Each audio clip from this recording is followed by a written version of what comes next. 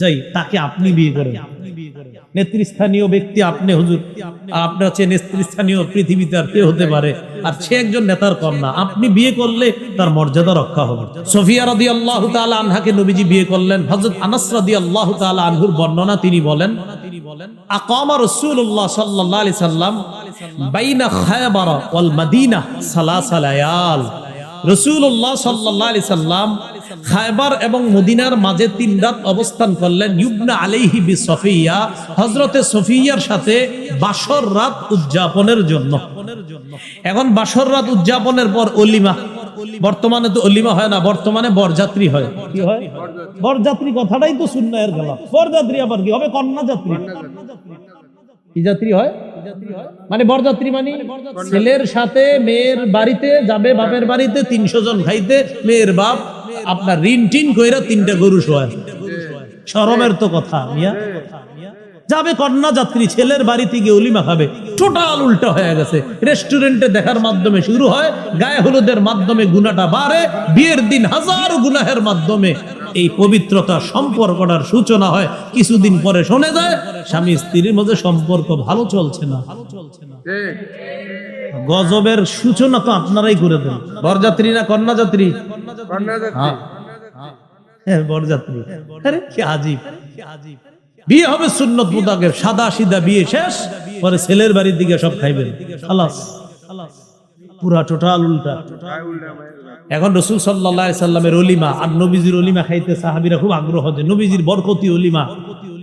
সফরের মধ্যে অলিমার আয়োজন করলেন। এখন সফরে তো ভালো খাবার কি আর আয়োজন করবে। হযরত আনাস বলেন, মা কানা ফিহা মিন খুবজিন ওয়ালা লাহমিন, রুটিও ছিল না, গোশতও ছিল না। অলিমাতে 3টা আইটেম রাখা হয়েছে। সুবহানাল্লাহ। কয়টা? 3টা আইটেম। কি কি? নবীজি বললেন হযরত বেলালকে, আমারো বিলালান বিল আনতাই ফাবুসিফাত ফাআলকা আলাইহা তামরা ওয়াল আকিতা ওয়াস সামনা। হযরত বেলালকে বললেন দস্তরখান বিছানোর জন্য। হযরত বেলাল দস্তরখান বিছাইলেন। ওই দস্তরখানের উপর খেজুর, ঘি আর পনির রাখা হলো।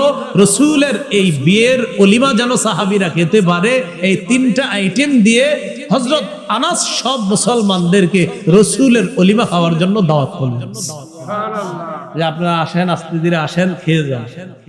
তো সাহাবীরা সফরের মধ্যে তো আপনার অনেকে বাহনে থাকে, অনেকে হাইটে হাইটে সফর, অনেকে দূরে থাকে, অনেকে কাছে। তো আস্তে আস্তে যারা আসতেছে অলিমা খাইতে, একজন আরেকজনের কয়, আচ্ছা এই যে হযরত সুফিয়া রাদিয়াল্লাহু তাআলা আনহা, তিনি কি ইহদা উম্মাহাতিল মুমিনিন আও মিম্মা মালাকাত ইয়ামিনু, আচ্ছা তিনি কি আমাদের মা হবেন না তিনি কোনো দাসী? যেটা অনেক দূরে দূরে সাহাবীরা বলতে বলতে হয় আসলে দুইটা একটা ভাবনার বিষয়, তিনি কি আমাদের মা, মুমিনদের মা হবেন নাকি দাসী হবে? এখন সাহাবারা জবাব দেয়, কয় শোনো, ইন হাজাবাহা, নবীজি যদি সফিয়াকে পর্দার আড়ালে রাখে তাহলে বুঝবো ফাহিয়া মিন ইহদা উম্মাহাতিল মুমিনিন, তিনিও অন্যান্য মাদের মতো আমাদের মুমিনদের একজন মা, নবীজির একজন সম্মানিতা বিবি। কোথায় রাখলে? পর্দায়। কোথায় রাখলে? পর্দায়। সাহাবীরাই বলতেছে, ওয়া ইল্লাম ইয়াহজুবহা, যদি পর্দায় না রাখে তাহলে বুঝবো ফামিম্মা মালাকাত ইয়ামিনু, দাসী। ওই যুগে দাসীদের মুখ ঢাকা লাগতো না, তাহলে বুঝেন দাসীদের মুখ ঢাকা লাগতো না। তাই সাহাবীরা বলতেছেন যদি পর্দায় না রাখে তাহলে বুঝবো দাসী। আর মুখ ঢাকবো কাদের? সম্মানিতা বিবিদের। যদি নবীজি তাকে পর্দার আড়ালে রাখে তাহলে বুঝবো মুমিনদের আমাদের নতুন মা, নবীজির সম্মানিতা বিবি তিনি। এখান থেকে আপনারা কি বুঝতেছেন? নবীজি তার বিবিরে পর্দার ভিতরে শুধু শরীরটা রাখবে আর চেহারাটা খোলা। এবার নবীজি মদিনায় রওনা করলেন। ফালাম্মার তাহালা, মদিনায় রওনা করলেন। ওয়াত্তা লাহা খালফা। বুখারীর আরেকটা বর্ণনা আছে 5085 নম্বর হাদিস, সেখানে আছে ওয়াত্তা। আরেকটা বর্ণনা আছে ওয়াত্তা, এখানে একটা আছে আপনার বিল হামজা আর একটা বিলা হামজা। যেখানে বিল হামজা সেখানে ওয়াত্তা, আরেক জায়গায় ওয়াত্তা, দুইটা বর্ণনা। তো এখানে আপনার 4213 নম্বরে আছে ওয়াত্তা লাহা, আর 5085-তে আছে ওয়াত্তা লাহা খালফা। নবীজি সফিয়াকে তার বাহনের পিছনে বসাইলেন। বসানোর পর যেটা বলেন দেখেন, ওয়ামাদ্দাল হিজাব, পর্দা টেনে রাসূল সাল্লাল্লাহু আলাইহি সাল্লাম তার বিবিকে পর্দার আড়ালে বসিয়ে মদিনায় রওনা করলেন। সুবহানাল্লাহ। সাহাবীরা বুঝলেন তিনি আমাদের মা। সুবহানাল্লাহ। তাহলে কেমনে বুঝলেন? রসুল তার বিবিরে পর্দার আড়ালে নেওয়ার পর বুঝলেন তিনি আমাদের মা। যদি না নিতেন তাহলে বুঝতাম তিনি দাসী। মুখ ডাকা লাগবে নি না, মায়ের মতো তাই লাগবে না। এবার আরেকটা হাদিস শুনেন, রসুল সাল্লাল্লাহু আলাইহি সাল্লাম ইন্তেকাল করেছেন, খুব মন দিয়ে। আম্মা জান আয়েশা রাদিয়াল্লাহু তাআলা আনহার ঘরে রসুল সাল্লাল্লাহু আলাইহি সাল্লাম ইন্তেকাল করছেন। বাইহাকি শরীফ 7 নম্বর খন্ড 117 নম্বর পৃষ্ঠা, দালাইলুন নবুওয়া, ইমাম বাইহাকি আনছেন সেখানে হাদিসটা, লম্বা হাদিস। রাসূলুল্লাহ সাল্লাল্লাহু আলাইহি সাল্লাম ইন্তেকাল করলেন। ইন্তেকাল করার পর নবীজি সাল্লাল্লাহু আলাইহি সাল্লামের দেহ মোবারকটা আম্মাজান আয়েশা সিদ্দিকার ঘরে তার খাটের উপরে, তখনও রাসূলের দেহ মোবারক। মন দিয়ে দেখেন, আম্মাজান আয়েশা সিদ্দিকা সম্পর্কে আবু বকর সিদ্দিকের কন্যা। আবু বকর সিদ্দিক রাদিয়াল্লাহু তাআলা আন রাসূলের ইন্তেকালের সংবাদ শুনে রাসূলুল্লাহ সাল্লাল্লাহু আলাইহি সাল্লামের লাশ মোবারক বা দেহ মোবারক দেখার জন্য যখন আসলেন, আম্মাজান আয়েশার ঘরের সামনে দাঁড়িয়ে ফাস্তাজানা আবু বকরিন ফি বাইতি ইবনাতিহি আয়েশা, আবু বকর সিদ্দিক তার কন্যা আয়েশার ঘরে প্রবেশ করার অনুমতি চাইলেন। কি চাইলেন? অনুমতি চাইলেন। বাবা মেয়ের ঘরে ঢুকবে, অনুমতি চাইলেন। অনুমতি কেন চাইলেন? খুব মন দিয়ে বুঝলে আপনারা সহজে বুঝবেন এবং অন্যদেরকে জবাব দিতে পারবেন। আবু বকর সিদ্দিককে আম্মাজান একটু পরে বললেন, জি আব্বা এখন আসতে পারেন, অনুমতি আছে। আবু বকর সিদ্দিক যখন ঢুকলেন, ওয়ান্নিসা ও হাওলা, নবীর অন্য বিবিরাও নবীর দেহ মোবারকের পাশে ছিলেন। আবু বকর সিদ্দিক ঢুকার আগেই ফাস্তাতারনা মিন আবি বকরিন, সব বিবিরা পর্দার আড়ালে চলে গেলেন, নিজেদেরকে ঢেকে নিলেন। ইল্লা মা কানা মিন আয়েশা, আয়েশা নিজের চেহারা ঢাকলেন না। কেন? অন্য বিবি নবীদের যেই অন্য বিবিগণ, তাদের সাথে আবু বকর সিদ্দিকের পর্দা ফরজ, তাই মুখ ঢেকে নিলেন। আম্মা জান আয়েশা আবু বকর সিদ্দিকের কন্যা, তাই মুখ ঢাকেন নেই। মুখ পর্দা নি, আরে মুখ পর্দা নি। তো নবীর বিবিগণ উম্মতের কি হয়? মা। তো আবু বকর সিদ্দিক রাদিয়াল্লাহু তাআলা আনহুর মারা কেন পর্দা করলেন? কি বুঝলেন? আবু বকর সিদ্দিক রাদিয়াল্লাহু তাআলা মারা পর্দা করলেন না? আরে ওয়াজওয়াজুহু উম্মাহাতুহুম, তাহলে ওয়াজওয়াজুহু উম্মাহাতু, তাহলে নবীজির বিবিগণ আমাদের মা, আবু বকর সিদ্দিকেরও মা। তো আবু বকর সিদ্দিক রাদিয়াল্লাহু তাআলা আনহুর মাগণ তার থেকে পর্দা করলেন, নবীর বিবি আয়েশা ছাড়া। কথা হলো আবু বকর সিদ্দিকের মা, হ্যাঁ এই মা এমন মা না যেই মার সাথে পর্দা করা যাবে না। এই জন্য মনে রাখবেন যে আমি শিক্ষক তোমার বাবার মতো, ওমকে তোমার ভাইয়ের মতো, ওমকে তোমার উকিল বাবার মতো, ওমকে তোমার ধর্ম বাবার মতো। হ্যাঁ, উকিল বাপ উকিল, ধর্ম বাপ ধর্ম, আধ্যাত্মিক পিতা আধ্যাত্মিক, আপন বাপ আপন, অন্য বাপ, সব পর্দা ফরজ। অন্য বাপের কাছে কি ফরজ? কি কয় আমি তোমার আব্বার মতো। এখন আবু বকর সিদ্দিক রাদিয়াল্লাহু তাআলা আনহুর সাথে পর্দা করলেন সব বিবিগণ, আম্মাজান আয়েশা ছাড়া। সহজ বিষয়, আম্মাজান আয়েশা কন্যা তাই পর্দা করেননি, অন্যরা নবীর বিবি তাই পর্দা করেছেন। সহজ বিষয়। এবার বুখারীর আরেকটা বর্ণনা শুনেন, 4141 নম্বর হাদিস। সংখ্যাটা সহজে মনে রাখতে পারবেন, 4141 কত হয়? 4141। দেখেন এরকমই হয়, 4141, 4141। মোট হাদিস সংখ্যা হবে 7563 ফাতুল বারী অনুযায়ী। এই হাদিসের মধ্যে আসছে আম্মাজান আয়েশা সিদ্দিকা রাদিয়াল্লাহু তাআলা আনহার বর্ণনা, লম্বা হাদিস। আম্মা জানের ব্যাপারে মুনাফিকরা একটা মিথ্যা অপবাদ দিছিল, বলেন নাউজুবিল্লাহ, যে ব্যাপারে আল্লাহ কোরআনে 10টা আয়াত নাজিল করেছেন।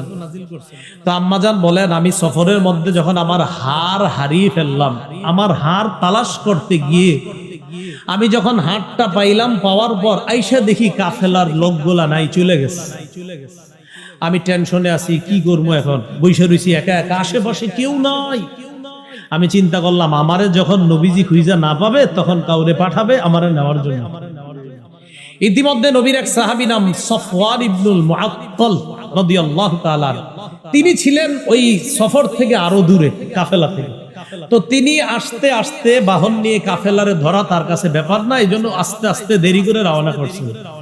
তো দেখেন আম্মাজান এই জায়গায় আছে, কথার কথা। তো সফওয়ান আরো পিছন থেকে আস্তে আস্তে যখন এই দিক দিয়ে যাবে, হঠাৎ তাকায়া দেখে একজন মানুষের মতো ছায়া দেখা যায়। আম্মাজান আয়েশা বলেন সফওয়ান ফাআতানি, আমার দিকে আসছে, ওয়া আরাফানি হিনা রাআনি, সফওয়ান আমারে দেখেই চিনতে পারছে আমি আয়েশা। প্রশ্ন, হুজুর আয়েশারে কেমনে চিনলো সফওয়ান? আম্মাজান আয়েশা কি পর্দা করে নাই? কথার কথা আম্মাজানও জানে যে কিছু মানুষ যে প্রশ্ন উঠাইবেন আপনারা, এটা আম্মাজান জানতেন, তাই সাথে সাথে জবাবও দিছে, শোনো ওয়াকাদ কানা ইয়ারানি ক্বাবলা আইয়ুদরাবা আলাইয়াল হিজাব। সফওয়ান আমারে দেখছিল পর্দার বিধান নাজিলের আগে, তাই ওই সময় আমারে চিনতো আমি যে আয়েশা। আজকে দেখা চিনছে কেমনে? তোমরা মনে করো না যে পর্দার বিধান নাজিলের পরে সফওয়ান আমারে দেখছে, এমন না। পর্দার বিধান নাজিলের আগে দেখে আমারে চিনতো আমি যে আয়েশা, তাই আজকে দেখেই চিনতে পারছে আমি আয়েশা। আর আমি আয়েশা কি করছি জানো? যেই মাত্র সফওয়ান পড়ছে ইন্না লিল্লাহি ওয়া ইন্না ইলাইহি রাজিউন, আমি জাগ্রত হয়ে যখন সফওয়ানকে দেখলাম, খুব দেখেন কি কয় আম্মাজান, খাম্মারতু, একটু সবাই শিখেন না, বলেন খাম্মারতু ওয়াজহি বিল জিলবাব, বলেন খাম্মারতু ওয়াজহি বিল জিলবাব, বলেন আমার সাথে, আমি আমার চেহারা চাদর দ্বারা, ওড়না দ্বারা, পর্দা দ্বারা সাথে সাথে ঢেকে ফেললাম। চেহারা ডাকছে কেন? আম্মাজান আয়েশা না মা? চেহারা ডাকছে কেন? হ্যাঁ, তাহলে কি বোঝা যায়? চেহারা সহ পর্দা না ছাড়া? খাম্মারতু ওয়াজহি বিল জিলবাব, মনে রাখবেন খালি, খাম্মারতু ওয়াজহি বিল জিলবাব, আমি সাথে সাথে আমার চেহারা পর্দা দ্বারা ঢেকে ফেললাম, কারণ চেহারাও পর্দার। আর চেহারা পর্দা না করলে তো পর্দাটা করবে কি, সেটা বলেন। আচ্ছা, এবার আরেকটা হাদিস শুনেন। মুসনাদে আহমদ 1784 নম্বর হাদিস, আব্বাস রাদিয়াল্লাহু তাআলা আনহুর বর্ণনা, তিনি বলেন, দাখালতু আলা রাসূলিল্লাহি সাল্লাল্লাহু আলাইহি ওয়াসাল্লাম ওয়া ইনদাহু নিসাউহু ফাস্তাতারনা মিন্নি ইল্লা মাইমুনা। আব্বাস রাদিয়াল্লাহু তাআলা আনহু বলেন, আমি আল্লাহর রাসূলের কাছে গেলাম, আমার ভাতিজা মুহাম্মদ সাল্লাল্লাহু আলাইহি সাল্লামের কাছে গেলাম। যাওয়ার পর তখন আমার ভাতিজার সামনে তার সব বিবিরা ছিল। যেই মাত্র আমি গেলাম, যাওয়ার পর ফাস্তাতারনা মিন্নি, সবাই আমার থেকে পর্দা করলো, ইল্লা মাইমুনা, তার বিবি মাইমুনা পর্দা করে নাই। কেন? মাইমুনা আমার দুধ সম্পর্ক হয়, এই জন্য আমার সাথে পর্দা করে না। সহজ বিষয়, আমার সাথে মাইমুনার পর্দা লাগে নাই, তাই করে নাই। অন্যদের পর্দা ফরজ ছিল, সবাই পর্দা করছে। আচ্ছা, এবার আসেন আবু দাউদ শরীফের 2057 নম্বর হাদিস, আম্মাজান আয়েশা সিদ্দিকা কি বলে, মজার হাদিস দেখেন কি বলে। দাখালা আলাইয়া আফলাহ ইবনু আবিল কুআইস, আমার কাছে আফলাহ নামে এক ব্যক্তি আসছে। আম্মাজান আয়েশা বলেন, আমার ঘরে অপরিচিত একজন মানুষ ঢুকার সাথে সাথে ফাস্তাতারতু মিনহু, আমি সাথে সাথে পর্দার আড়ালে চলে গেলাম, নিজেরে পর্দার ভিতর নিলাম। পর্দার উপাস থেকে ওই আফলাহ বলে, আতাস্তাতিরিনা মিন্নি ওয়া আনা আম্মুক, আয়েশা তুমি আমার থেকে পর্দা করছো কেন? আমি তো তোমার চাচা, আমি তোমার চাচা, তুমি আমার সাথে পর্দা করো কেন? আম্মাজান আয়েশা ভিতর থেকে বললেন, মিন আইনা, আমনে আবার কেমনে চাচা হন আমার? আমি তো কোনোদিন দেখিনি আপনারে। আফলাহ জবাব দিলেন, আরদাতকি ইমরাআতু আখি, আমার ভাইয়ের বিবি তোমাকে দুধ পান করিয়েছে, সেই হিসাবে আমার ভাবি তোমার দুধ মা, আমার ভাই তোমার দুধ বাবা, আমি তোমার দুধ চাচা। আল্লাহ জানে, বুঝছেন? আমার ভাইয়ের বউ তোমারে দুধ পান করাইছে, সেই হিসাবে আমার ভাইয়ের বিবি তোমার দুধ মা, ভাই দুধ বাবা, আমি দুধ চাচা। আম্মাজান আয়েশা একটা জবাব দিয়েছে, তিনি তখনও মাসালাটা জানতেন না, এই জন্য জবাব দিয়েছে কি, ইন্নামা আরদাতনিল মারআ ওয়া লাম ইরদিনির রাজুল, আমারে দুধ খাওয়াইছে মহিলা, পুরুষ তো না। আম্মাজান এটা বললেন। ফাদাখালা আলাইয়া রাসূলুল্লাহ সাল্লাল্লাহু আলাইহি সাল্লাম, ইতিমধ্যে রাসূল সাল্লাল্লাহু আলাইহি সাল্লাম ঘরে আসছে। আসার পরে ফাহাদ্দাসতুহু, আমি নবীজির পুরো বিষয়টা বললাম, হুজুর এক লোক আয়েশা কয় নাকি আমার চাচা, আমি পর্দা করব ওনার সাথে। তখন নবীজি বলে, আয়েশা ইন্নাহু আম্মুকি, হ্যাঁ আসলেই তোমার চাচা, ফাল্লালি জালেকি, সে তোমার দুধ চাচা হয়, এটা কোনো সমস্যা না আয়েশা, আসলে সে তোমার চাচা। তো আম্মাজান বলছেন, ও আচ্ছা, মা ইয়াহরুমু মিনান নাসাব ইয়াহরুমু মিনার রিদা মা ইয়াহরুমু মিনান নাসাব, আপনার বংশীয় কারণে যাদের সাথে আপনার পর্দা করা লাগে না, দুধের সম্পর্কের কারণেও তাদের সাথে পর্দা করা লাগে না। তো নবীজি বললেন, হ্যাঁ আয়েশা, সে তোমার চাচা। এই হাদিস বলা পুরোটা উদ্দেশ্য না, আমার উদ্দেশ্য শুধু এটা, অপরিচিত লোকটা দেখা আম্মাজান পর্দার আড়ালে কেন গেলেন? ফরজ নেই তো আম্মাজান পর্দার আড়ালে গিয়ে মুখটা বাইরে রাখছে নাকি পুরা শরীর ভিতরে? পর্দা কি মুখ সাহা না মুখ সহ? আল্লাহ জানে বুঝছে কিনা। আলেম ছাড়া অন্যরা বুঝছেননি, আল্লাহ বুঝার তৌফিক দান করেন। এবার মুসনাদে আহমদের একটা হাদিস শুনি আমরা, 5 নম্বর খণ্ড 424 নম্বর পৃষ্ঠা। রাসূলুল্লাহ সাল্লাল্লাহু আলাইহি সাল্লাম বলেন, তোমরা যখন কোন নারীকে বিয়ের প্রস্তাব দাও, ওই যে সেই কথাটা, ইদা খাতাবা আহাদুকুম ইমরাআতান ফালা জুনাহা আলাইহি আইয়ানজুরা ইলাইহা,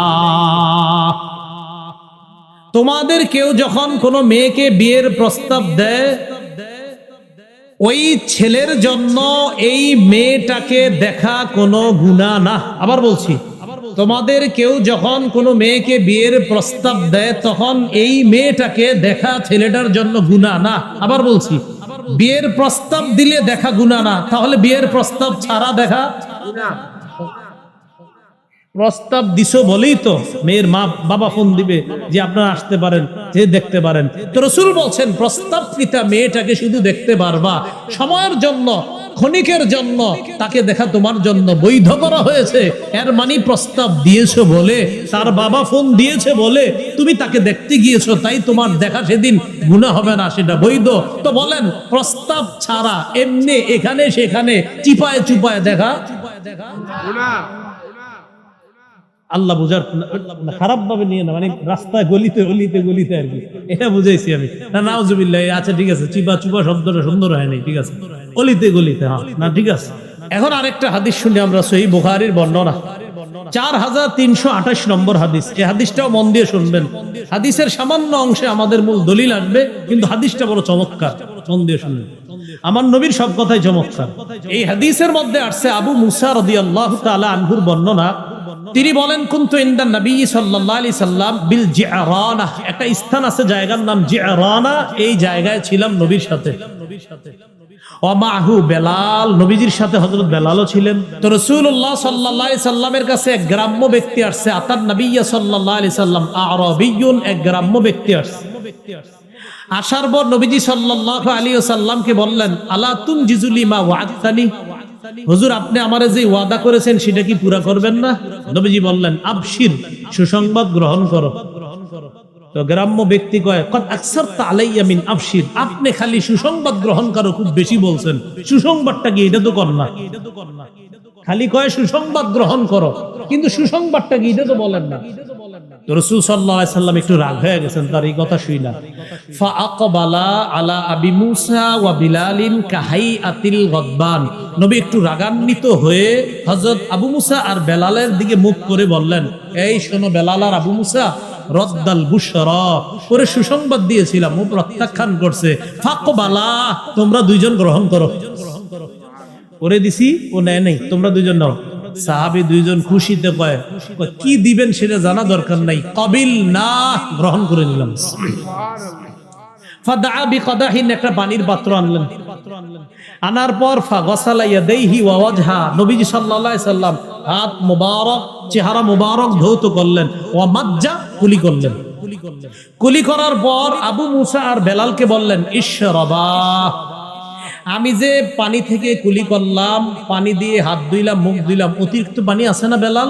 আর আবু মুসা কয়, জি হুজুর আছে। ইশরাবা, তোমরা দুইজনেই পানি পান করো। সুবহানাল্লাহ। আমরা পর্দার বিধানের কথা বলতেছি না, ওই পর্দার কথা। মন দিয়ে না শুনলে কিন্তু বুঝবেন না, হ্যাঁ মন দিয়ে শুনেন। আবু মুসা আর বেলালকে বললেন, পানি খাও। ফাআফরিগা আলা বুজুহিকুমা ওয়া নুহুরিকুমা, এরপর চেহারা আর বুকের মধ্যে পানি ছিটিয়ে দিবা। সুবহানাল্লাহ। স্বপ্নেও যদি এরকম নবীজি ছিটিয়ে দিত আমারে আপনারে, হয়ে যেত। এখন দেখেন আবু মুসা আর বেলাল তাই করলেন যা নবী বললেন। ফানাদাতহু উম্মু সালমা মিন ওয়ারাইস সিত, পর্দার আড়াল থেকে হঠাৎ উম্মে সালমা রাদিয়াল্লাহু তাআলা আনহা ডাক দিছে। কোত্থেকে? বলেন কোত্থেকে? ডাক দিয়ে কয়, বেলাল, আবু মুসা, আফজিলা লি উম্মিকুমা, নবীর বরকতটা তোমরা দুইজনেই শুধু খায়ো না, তোমাদের এই মায়ের জন্য রেখে দিও। এটা বলা আমার পুরোটা উদ্দেশ্য না। আমার উদ্দেশ্য হলো সন্তানের মতো দুই সাহাবীকে নবীর বিবি মায়ের মতো আম্মাজান উম্মে সালমা ডাক দিছে পর্দার বাহির থেকে না আড়াল থেকে? চেহারা পর্দা করা লাগবে নি? লাগবে। আর কেমনে বুঝাম? আচ্ছা, এবার আরেকটা হাদিস শুনলাম আবু দাউদ শরীফের। উম্মে খাল্লাদ রাসূলুল্লাহ সাল্লাল্লাহু আলাইহি সাল্লামের কাছে আসছে। আসার পর নবীজিকে তার সন্তানের ব্যাপারে বলতেছে, হুজুর আমার সন্তান নিহত হয়েছে, তার ব্যাপারে জানতে আসছি। ওয়াহিয়া মুনতাকিবা, তার মুখের মধ্যে নেকাব লাগানো। সাহাবীরা কয়, তুমি এই মুহূর্তেও নেকাব লাগাইছো? তোমার সেন্স ঠিক আছে, মাথা ঠিক আছে? তাসআলিনা আন ইবনিকি ওয়া আনতি মুনতাকিবা, তুমি সন্তানের ব্যাপারে জিজ্ঞাসা করছো, তোমার সন্তান নিহত হয়েছে আর তোমার মুখে নেকাব, এখনো ঠিক আছো তুমি? নারী কি জবাব দেয় দেখেন, কয় সন্তানের উপর বিপদ এসেছে, সন্তান নিহত হয়েছে, আমার লজ্জা, আমার হায়া, আমার অশ্লীলতা এই পরিমাণ হয় নাই, আমি এত পরিমাণ বেহা হই নাই, আমি এত পরিমাণ নির্লজ্জ হই নাই যে আমার সেন্স ঠিক থাকবে না, আমার মুখে নেকাব থাকবে না। বিপদ আসছে সন্তানের উপর, আমার হায়ার উপরে তো কোনো বিপদ আসে নাই। বিপদ সন্তানের উপর আসছে, আমার লজ্জা, আমার হায়ার উপরে তো কোনো বিপদ আসে নাই, আমি চেহারা খুলবো কেন? আর আমাদের এই যুগে সন্তান মারা গেলে আজরাইল আমার ছেলেটারে দেখছে আর কাউরে দেখে নাই, নাউজুবিল্লাহ। হারাম। ওয়া আল্লামা আদামাল আসমাআ কুল্লাহা, আল্লাহ পাক রব্বুল আলামিন আদম আলাইহিস সালাতু ওয়াস সালামকে এই পৃথিবীর সকল বস্তুর নাম শিক্ষা দিয়েছেন। এই আয়াতের ব্যাখ্যায় আব্দুল্লাহ ইবনে আব্বাস রাদিয়াল্লাহু তাআলা আনহুমা বলেন, এই আয়াতের উদ্দেশ্য হলো সকল বস্তু এবং বস্তুর গুণাগুণ যাবতীয় বিষয় আল্লাহ আব্বা, প্রথম নবী, প্রথম মানুষ, আমাদের আদি পিতা আদমকে শিক্ষা দিয়েছেন। কি বললেন ইবনে আব্বাস? বস্তু এবং তার গুণাগুণ। আর বস্তুর গুণাগুণ নিয়ে গবেষণা করে যারা, এদেরকে বর্তমান যুগে এরাই এটাকে আধুনিক বিজ্ঞান বলে। বস্তুর গুণাগুণ বলেন তো কি? বস্তুর গুণাগুণ আধুনিক বিজ্ঞানের এটা কাজ। তো যদি বলেন এটার নাম আধুনিক বিজ্ঞান, তো বলতে হবে আল্লাহ আদম নবীকে বস্তু এবং তার গুণাগুণ একদম যেদিন আদম রে আল্লাহ বানিয়ে দুনিয়াতে পাঠাইলেন, আর আদম নবীকে আল্লাহ নবীও বানাইলেন, মানুষ বানাইলেন, এই তাকে আল্লাহ আধুনিক বিজ্ঞান শিক্ষা দিয়ে দিয়েছেন। তাফসিরে কাশফের লেখক আল্লামা জারুল্লাহ জামখশরী রাহমাতুল্লাহি আলাইহি বলেন, আল্লামা আদামাল আসমাআ কুল্লাহা দ্বারা উদ্দেশ্য হলো বস্তু রাজি যা আছে, সমস্ত বস্তু রাজি, এই সমস্ত বস্তু রাজির বিষয়গুলা আদম নবীকে আল্লাহ শিক্ষা দিয়েছেন। আর বস্তু রাজি নিয়ে গবেষণা করা আধুনিক বিজ্ঞানের কাজ। যদি বলেন এটার নাম আধুনিক বিজ্ঞান, তো আব্বা আদমকে আল্লাহ আধুনিক বিজ্ঞান শিক্ষা দিয়েছেন। যে আধুনিক বিজ্ঞানের কিছু বিষয় আছে, সেটা হলো আপনার কি, যেমন ইসলাম ও চিকিৎসা শাস্ত্র, যেটাকে ফার্মাকোলজি বলা হয়। এই যে চিকিৎসা শাস্ত্র, যিনি ফার্মাসিস্ট, ঔষধ প্রস্তুতকারক, তিনি কি করেন? গাছ পাতা তরু লতার বৈশিষ্ট্য এবং পরিমাণ নিয়ে চিন্তা করে ওষুধটা বানায়। বৈশিষ্ট্য প্রপার্টিজ, আর হলো আপনার পরিমাণ কোয়ান্টিটিস, এই দুইটা বিষয় নিয়ে চিন্তা করে কতটুকু দিবে, কি পরিমাণ ঔষধে দিবে, এটা ফার্মাসির যিনি ওষুধ প্রস্তুতকারক তৈরি করে, তিনি এটা চিন্তা করে। তো দেখি আল্লাহ কি করেন।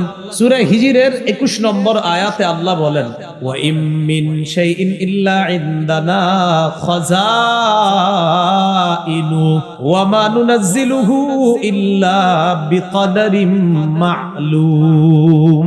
সারা পৃথিবীর সব কিছুর খাজানা আমি আল্লাহর কাছে, গাছপালা তরু লতা, চিকিৎসা বিজ্ঞানে তোমরা যা গবেষণা করে ঔষধ বানাও, কি পরিমাণ আর কি বৈশিষ্ট্য হবে, সব খাজানা আমার কাছে।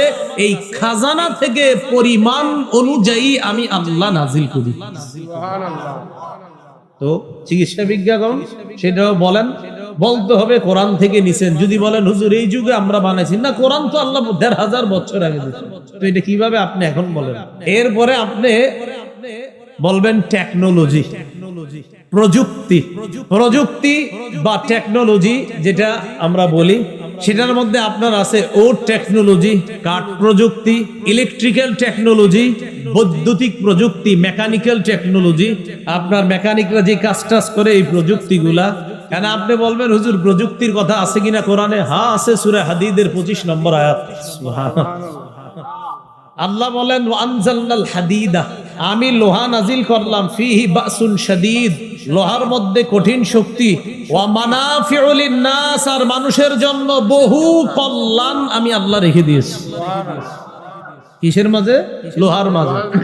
আচ্ছা, এবার স্টিল টেকনোলজি, যেটা ইস্পাত প্রযুক্তি, সারা পৃথিবীতে বর্তমানে তারা এগিয়ে, যারা ইস্পাত প্রযুক্তিকে কাজে লাগাচ্ছে, স্টিল টেকনোলজি। আল্লাহ পাক রব্বুল আলামিন সূরা সাবার মধ্যে বলেন ওয়াল্লানা লাহুল হাদিদ, আমি দাউদ আলাইহিস সালাতু ওয়াস সালামের জন্য লোহাকে নরম করে দিলাম, এমন নরম করে দিলাম। সূরা আম্বিয়ার ৮০ নম্বর আয়াতে আল্লাহ বলেন ওয়াল্লামনাহু সানআতা লাবুসিল লাকুম, আমি দাউদ আলাইহিস সালাতু ওয়াস সালামকে শিক্ষা দিলাম তোমাদের বর্ম তৈরি করার কারুকার্য আর পদ্ধতি, কিভাবে লোহা দিয়ে বানাবে, এই বিদ্যা আমি দাউদ নবীর শিক্ষা দিয়ে দিয়েছি।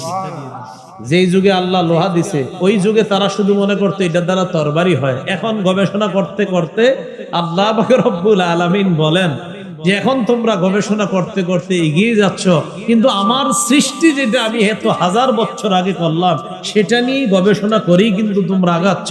যদি কৃতিত্ব দিতে হয় তো আমার রবকে দিতে হবে। ইলেকট্রিক্যাল টেকনোলজি, যেটা আপনার বৈদ্যুতিক প্রযুক্তি, দেখেন আপনি যত প্রযুক্তি বলবেন সব এরা গবেষণা করতেছে কোত্থেকে? আল্লাহ খনিজ পদার্থের কথাও কোরআনে বলছেন। তো সেখান থেকে আপনি এটা, এরপরে জিওলজি, প্রাণীবিদ্যা, হ্যাঁ এটা নিয়ে পরে অনেক। সূরা গাশিয়ার ১৭ নম্বর আয়াত, প্রদীপ সাহেবরা প্রায় জুমার দ্বিতীয় রাকাতে এই আয়াত সূরাগুলা পড়ে। আপনার সূরা গাশিয়াটা প্রায় দ্বিতীয় রাকাতে পড়ে দেখবেন। আফালা ইয়ানজুরুনা ইলাল ইবিলি কাইফা খুলিকাত, তারা কি ওটের দিকে দেখে না কিভাবে এই ওটকে সৃষ্টি করা হয়েছে? জিওলজি বা প্রাণীবিদ্যা যারা এটা নিয়ে পড়াশোনা করে তাদের কাজ, তারা চিন্তা ভাবনা করে জিরাফের গলা লম্বা কেন, আরেকটার গলা ছোট কেন, ওটের পা এত লম্বা কেন, গরুর পা এটার তুলনামূলক আরেকটার চেয়ে বেশি কম কেন, এটা নিয়ে চিন্তা করে। তো আল্লাহ তো বলেই দিয়েছেন, এরা কি ওটের দিকে লক্ষ্য করে না? ওট নিয়ে গবেষণা করে না যে এটা কিভাবে বানানো হলো? যদি বলেন প্রাণীবিদ্যা আমাদের আবিষ্কার, না, রব ১৫০০ বছর আগে বলছে ওটের দিকে চিন্তা করে দেখো না এটা কিভাবে বানাইলাম। অতএব প্রাণীবিদ্যার কৃতিত্ব যদি দিতে হয় আমার রবকে দেন। এরপরে আসেন যেটা ছাত্ররা পড়াশোনা করেন আপনারা, কেমিস্ট্রি, ফিজিক্স, এতো রসায়ন বিদ্যা আর পদার্থবিদ্যা। রসায়ন বিদ্যার কাজ কি? সকল বস্তুর অংশ ও উপাদানের কার্যকারিতা সম্পর্কে জ্ঞান লাভ করা, উপলব্ধি লাভ করা। ফিজিক্সের কাজ কি? কোন বস্তুর কার্যকর শক্তির সুশৃঙ্খল অধ্যয়ন করা, এটা ফিজিক্সে আপনারা এটা করেন। যাই হোক, তো রসায়ন যেটা কেমিস্ট্রির কাজ কারবার, এই রসায়ন বিদ্যা, এটা নিয়ে যদি আমরা গবেষণা করেন, এখন ছাত্রদেরকে আপনি পড়াইতেছেন বসে বসে রসায়ন বিদ্যা, কথার কথা। এখন রসায়ন বিদ্যা পড়াচ্ছেন আর সামনে একদল পর্দানিসীন মেয়ে বসা, আর বললেন শোনো আমি তোমাদের বাবার মতো, তোমরা আমার মেয়ের মতো, তোমাদের মুখ ঢাকতে হবে না। আর আমি পড়াচ্ছি কি? কথার কথা, রসায়ন বিজ্ঞান। রসায়ন বিজ্ঞান বলছে নারীদের মধ্যে সৃষ্টিগতভাবে আল্লাহ একটা অ্যাসিড দিয়েছে বা অম্ল দিয়েছেন, পুরুষদের মধ্যে আল্লাহ জন্মগতভাবে একটা অ্যালকালি দিয়েছে তাদের মধ্যে। নারীদের এই অ্যাসিডিকের কারণে, অম্লের কারণে তারা ত্বকের প্রতি বেশি আসক্ত হয়। পুরুষদের মধ্যে ওই অ্যালকালি বেশি থাকার কারণে তারা মিষ্টির প্রতি বেশি আসক্ত হয়। রসায়ন বিদ্যা প্রমাণ করে নারীর ওই অ্যাসিড আর পুরুষের অ্যালকালি উভয়ের প্রতি আকর্ষণ সৃষ্টি হয়। এটা রসায়ন বিদ্যায় শিক্ষা দিচ্ছে। আর এটা আপনি নিয়ে বলতেছেন তোমরা আমার মেয়ের মতো, আমি তোমার বাবার মতো। আর বিদ্যা বলছে না, সে তোমার মেয়ে না, তুমি তার বাবা না, তার প্রতি তোমার আকর্ষণ আছে এবং তার অন্তরেও তোমার প্রতি আকর্ষণ হতে পারে। অতএব পর্দা করা ফরজ। আপনি পড়াচ্ছেন রসায়ন বিদ্যা, সেটা আপনাকে বলছে দুইজনের আলাদা আকর্ষণ আছে। আপনি আকর্ষণ আছে, এটা তো আপনার বিদ্যা আপনাকে বলে দিচ্ছে। এখন কোরআন বললাম না রসায়ন বিদ্যার কথা, এটা বিদ্যা বলে দিচ্ছে। হ্যাঁ, এবার কোরআনে রসায়ন বিদ্যার কথা আছে কিনা এটা হলো কথা।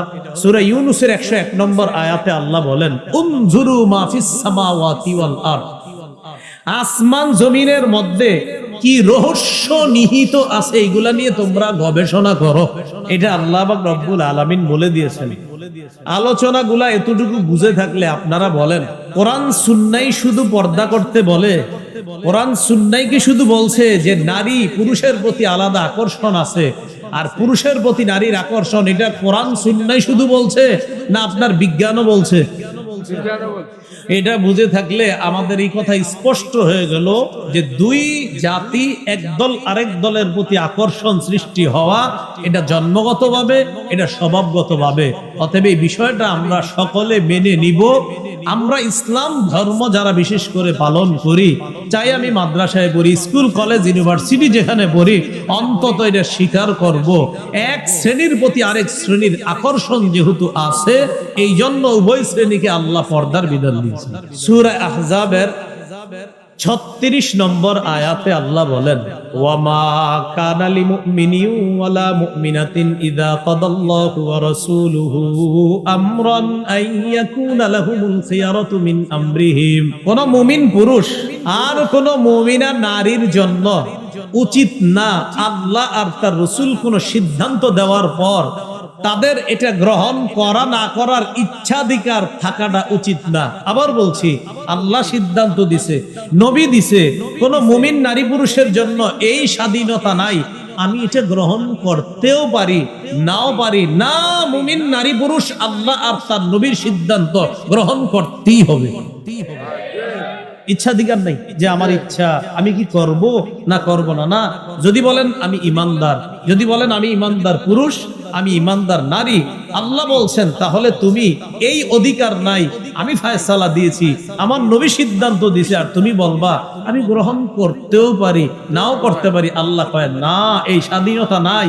আমার সিদ্ধান্ত আর আমার হাবিবের সিদ্ধান্ত যদি ইমানদার হও তোমাকে মেনে নিতে হবে। এটা বললেন, এটা সূরা আহজাবের 36। এবার সূরা আহজাবের 33 নম্বর আয়াতে আল্লাহ কি বলেন দেখেন, ওয়াকারনা ফি বুয়ুতিকুন্না ওয়ালা তাবাররাজনা তাবাররুজাল জাহিলিয়াতিল উলা। নবীর বিবিদের মাধ্যমে সারা পৃথিবীর নারীদেরকে, একটু সবাই মন দিয়ে শুনেন, আমাদের ছাত্র সমাজ যারা আছেন স্কুল কলেজেরও আপনারা মন দিয়ে শুনেন, আশা করি বিষয়গুলো ভবিষ্যতে আপনাদের সমস্যা হবে না। একটু মন দিয়ে শুনেন, নবীর বিবিদের মাধ্যমে সারা পৃথিবীর নারীদেরকে আল্লাহ বলছেন, করনা অবস্থান করো, ফি বুয়ুতিকুন্না তোমাদের ঘরে, ওয়ালা তাবাররাজনা তাবাররুজাল জাহিলিয়াতিল উলা প্রাক জাহিলি যুগের নারীদের মতো তোমরা অশ্লীল ভাবে রাস্তায় বের হবে না। এই সিদ্ধান্তটা আল্লাহর। কার বলেন? আল্লাহর। তাহলে মুমিন নারীদেরকে আল্লাহ একটা সিদ্ধান্ত দিচ্ছেন, তোমরা ঘরে থাকবা, জাহিলি যুগের নারীদের মতো তোমরা রাস্তায় বের হবে না, এটা আল্লাহ সিদ্ধান্ত দিলেন। এখন কথা হলো, আমাদের মা বোনরা তো প্রয়োজনে বাহিরে যাবে, পাসপোর্ট, আইডেন্টি কার্ড, জন্ম নিবন্ধন, উমরা, হজ, এটার জন্য তারা বাহিরে যেতে হবে। তো বাহিরে যাওয়ার সময় আল্লাহ বলছে জাহিলি যুগের মতো যাবে না। হ্যাঁ, তাহলে কিভাবে যাবে? জাহিলি যুগের মতো আল্লাহ বের হইতে নিষেধ করছে। এখন প্রশ্ন, হুজুর তাহলে কিভাবে যাবে? এই জবাব আল্লাহ সূরা নিসা, সূরা আহজাবের 59 নম্বর আয়াতে দিচ্ছেন। আল্লাহ বলেন, ইয়া আইয়ুহান নাবিয়্যু কুল লিআজওয়াজিকা ওয়া বানাতিকা ওয়া নিসাইল মুমিনিনা ইউদনিনা আলাইহিন্না মিন জালাবিবিহিন্না। হে নবী, আপনি বলেন, লিআজওয়াজিকা আপনার বিবিদেরকে, ওয়া বানাতিকা আপনার কন্যাদেরকে, ওয়া নিসাইল মুমিনিনা মুমিনদের নারীদেরকে। আমাদের নারী মানি আমাদের মা, আমাদের বোন, আমাদের বিবি, আমাদের কন্যা। মুমিনদের নারীদেরকে আপনি বলুন, ইউদনিনা তারা যেন টেনে নেয়, আলাইহিন্না নিজেদের উপর, মিন জালাবিবিহিন্না পর্দার কিছু অংশ, চাদরের কিছু অংশ তারা যেন নিজেদের উপর টেনে নেয়। তো আল্লাহ পাক রব্বুল আলামিন বললেন, নবী আপনি বলেন আপনার বিবিদেরকে, আপনার কন্যাদেরকে, মুমিনদের নারীদেরকে তারা যেন চাদরের কিছু অংশ নিজেদের উপর টেনে নেয়। খুব মন দিয়ে বুঝেন, চাদরের কিছু অংশ নিজেদের উপর টেনে নেয়, এর দ্বারা কি উদ্দেশ্য? আব্দুল্লাহ ইবনে আব্বাস রাদিয়াল্লাহু তাআলা আনহুমা বলেন, আমারাল্লাহু নিসাআল মুমিনিনা ইযা খারাজনা মিন বুয়ুতিহিন্না ফি হাজা আই ইউগাত্তিনা উজুহাহুন্না মিন ফাওকি রুউসিহিন্না বিল জালাবিব।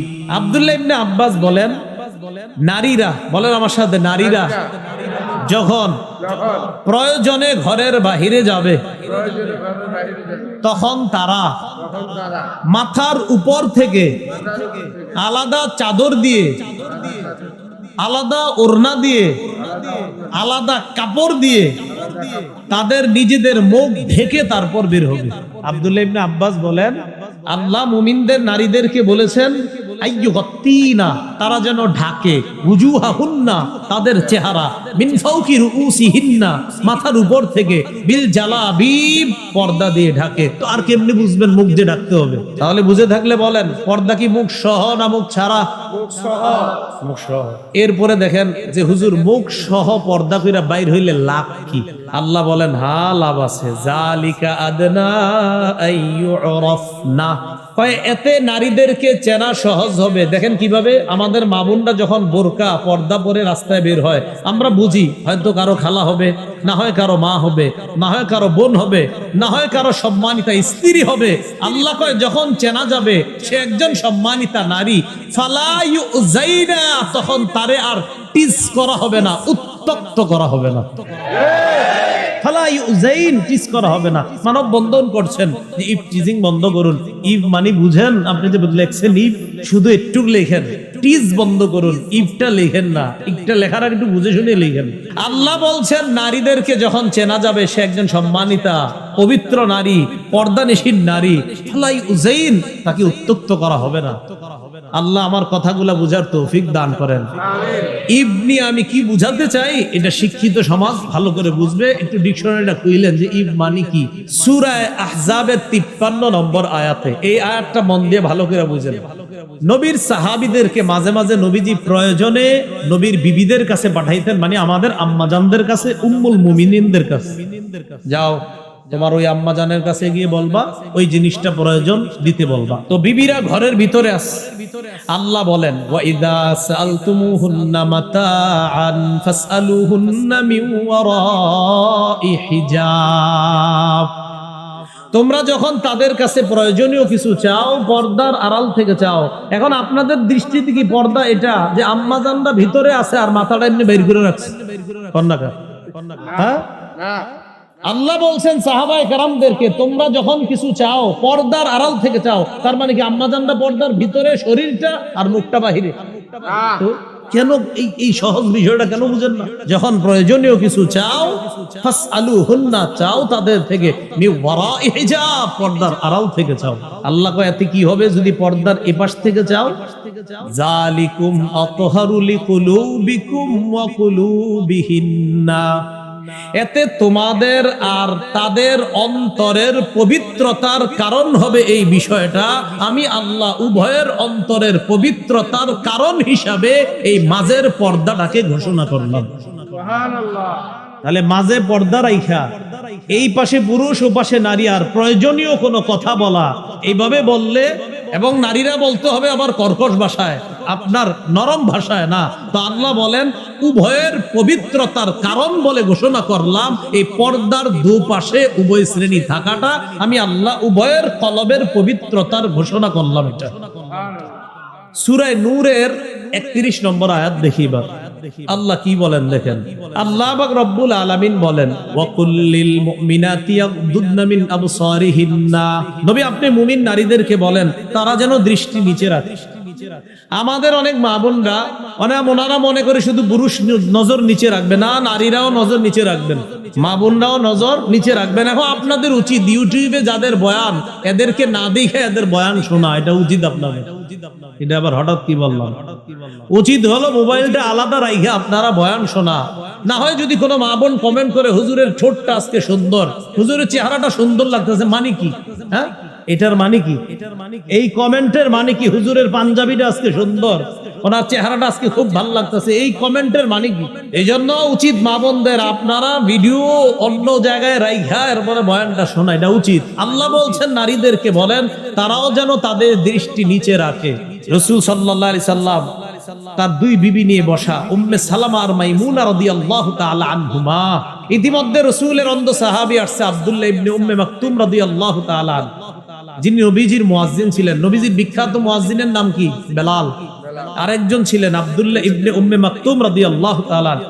এই আব্দুল্লাহ ইবনে উম্মে মাকতুম ওই সাহাবী, নবী যখন উহুদের যুদ্ধে গিয়েছিলেন আব্দুল্লাহ ইবনে উম্মে মাকতুমকে মসজিদে নববীর ইমাম বানায়া গেছেন। এই অন্ধ সাহাবী আসার পর নবীর দুই বিবি বসা, নবীজি কয় কি ব্যাপার, পর্দা করো। হুজুর উনি তো অন্ধ। নবীজি কয় আফা আমিয়া ওয়ানে আনতুমা, তোমরা দুইজন অন্ধ। আফা আমিয়া ওয়ানে আনতুমা, তোমরা দুইজন অন্ধ। আলাস্তুমা তুবসিরানি, তোমরা দুইজন কি দেখো না? তাহলে অন্ধ সাহাবী তো নারীদেরকে দেখছে না, নবী কয় তোমরা দেখছো না, এতেই বোঝা যায় নারীরাও নজর নিচে রাখবে। এরপরে আল্লাহ বলেন ওয়াহফাজনা ফুরুজাহুন্না, তারা যেন তাদের লজ্জাস্থান হেফাজত করে। ওয়ালা ইউবদিনা জিনাতাহুন্না, তারা যেন তাদের সৌন্দর্য প্রদর্শন না করে। ইল্লা মা যাহারা মিনহা, অটোমেটিক যা প্রদর্শন হয়ে যায় সেটা ভিন্ন কথা, এটার ব্যাখ্যা আবার ভুল বুঝতে হবে না। আব্দুল্লাহ ইবনে মাসউদ রাদিয়াল্লাহু তাআলা ইল্লা মা যাহারা মিনহার ব্যাখ্যা করেছেন, নারীরা আলাদা পর্দা করার পর পর্দার নিচে যেই কাপড়টা থাকবে এটা যদি অজান্তে বের হয়ে যায় তাহলে সমস্যা নেই। অনেকে এটা দ্বারা ডাইরেক্ট বলতে চায়, কয় না চেহারা খোলা রাখা যাবে। চেহারা খোলা রাখলে ছেলে বিয়ে করাইতে গেলে আমার মায়ার চেহারা দেখেন কেন? আর হ্যাঁ, চা স্টলের কোনায় দেখাই দিবেন, এই মায়াটা পছন্দ হইলো পাও বিয়ে করাই দি, শেষ। আলাদা বাড়িতে যান কেন? কি ঠিক হাদিস আসতেছে, এটাই যে সঠিক এটাও আসবে। মুসনাদে আহমদের হাদিস আসবে 5 নম্বর খন্ড 424 নম্বর পৃষ্ঠা। অপেক্ষা থাকেন, শেষে বলতেছি। রাসূলুল্লাহ সাল্লাল্লাহু আলাইহি সাল্লামের বিবিদেরকেও বললেন নজর নিচে রাখতে। আবার আল্লাহ পাক রব্বুল আলামিন বললেন যা প্রকাশ পায় তা ছাড়া অন্য কোনো সৌন্দর্য প্রকাশ না করা। ইবনে মাসউদ কয় এটার দ্বারা উদ্দেশ্য পর্দার নিচে যে আরেকটা কাপড় থাকে এটা যদি অজান্তে প্রকাশ পায় সমস্যা নাই। আরেক দল মুফাসসিরিনে কেরাম বলেন অজান্তে যদি কোনো অংশ প্রকাশ পেয়ে যায় সাথে সাথে ঢেকে নেয় তাহলে এটা কোনো সমস্যা নাই, এটা উদ্দেশ্য। এরপরে আল্লাহ সূরা নূরের 31 নম্বর আয়াতের আরেক অংশে বলেন ওয়ালিয়াদরিবনা বিখুমুরিহিন্না আলা জুয়ুবিহিন্না, অর্থ তারা যেন মাথার ওড়না দিয়ে তাদের গ্রীবা এবং বক্ষ ঢেকে নেয়। তারা যেন মাথার ওড়না দিয়ে তাদের গ্রীবাদেশ বক্ষদেশ ঢেকে নেয়। এই আয়াতের ব্যাখ্যায় আম্মাজান আয়েশা সিদ্দিকা রাদিয়াল্লাহু তাআলা আনহা কি বলেন দেখেন। আচ্ছা, আম্মাজান আয়েশা সিদ্দিকা তিনি একজন কি নারী, তিনি কি ব্যাখ্যা করেন দেখেন। সহিহ বুখারী হাদিস নাম্বার 4758 নম্বর হাদিস। মোট হাদিস সংখ্যা হবে 7563টা। এই হাদিসের মধ্যে আম্মাজান আয়েশা সিদ্দিকা রাদিয়াল্লাহু তাআলা আনহা বলেন ইয়ারহামুল্লাহু নিসাআল মুহাজিরাতিল উওয়াল লাম্মা আনজালাল্লাহ ওয়ালইয়াদরিবনা বিখুমুরিহিন্না আলা জুয়ুবিহিন্না শাক্কাকনা মুরুতাহুন্না ফাখতামারনা বিহা। আম্মাজান আয়েশা সিদ্দিকা রাদিয়াল্লাহু তাআলা আনহা বলেন আল্লাহ যখন এই আয়াতটা নাজিল করেছেন নারীরা যেন তাদের মাথার ওড়না দিয়ে তাদের গ্রীবা এবং বক্ষদেশ ঢেকে নেয়, তখন নারীরা নতুন করে আবার পর্দা ব্যবস্থা করতে হবে। তো পর্দা ব্যবস্থা করার আগে নগদ আল্লাহর হুকুম তো পালন করতে হবে, কারণ নগদ তো বাহিরে যাওয়া দরকার। আর নারীরা কি করবে? আম্মাজান বলেন শাক্কাকনা মুরুতাহুন্না, নিজেদের চাদর সাথে সাথে ছিঁড়ে ফেলছে আল্লাহর হুকুম বাস্তবায়ন করার জন্য। ফাখতামারনা বিহা, এই ছেঁড়া অংশ দিয়ে মুখ ঢাইকা আল্লাহর হুকুম পালন করার জন্য নগদ মুখ ঢাইকা এরপরে রাস্তায় বের হইছে।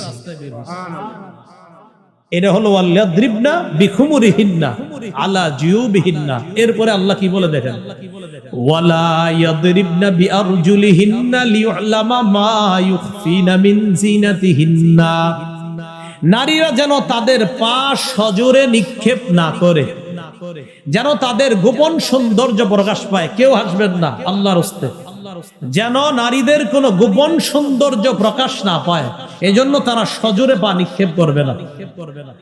এখন আপনারা যারা স্বামী আছেন এখানে, যারা ভাই আছেন, আপনি যখন আপনার বোনকে নিয়ে, স্বামীরা যখন তাদের স্ত্রীদেরকে নিয়ে বের হন, আপনারা এটা ভুল করেন মাঝে মাঝে। একটু হাইটে গিয়ে রিক্সায় উঠবে বা বাসে উঠবে, দৌড় দেয়, তখন স্ত্রীও পিছনে পিছনে দ্রুত হাঁটে না।